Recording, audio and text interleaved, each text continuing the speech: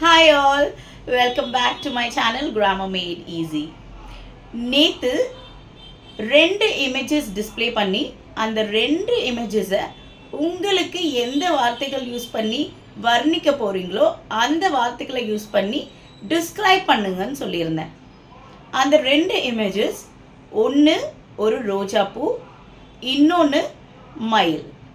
இப்போ இந்த ரெண்டு இமேஜஸையும் ரொம்ப சிம்பிளாக டிஸ்கிரைப் பண்ணோன்னா, the rose is beautiful, the peacock is colorful. ரொம்ப சிம்பிளாக டிஸ்கிரைப் பண்ணோன்னா இந்த ரெண்டு வேர்ட்ஸை யூஸ் பண்ணி டிஸ்கிரைப் பண்ணலாம். ஸோ இந்த ரெண்டு வேர்ட்ஸ் கிராமரில் என்ன விளக்கத்தை கொடுக்க போகுது அப்படின்னா, இந்த ரெண்டு வேர்ட் பியூட்டிஃபுல், கலர்ஃபுல், இந்த ரெண்டு வார்த்தைகளும் அந்த இமேஜஸை டிஸ்கிரைப் பண்ணுறனால அதை adjectives அப்படின்னு சொல்லுவோம். அதை adjectives அப்படின்னு சொல்லுவோம்.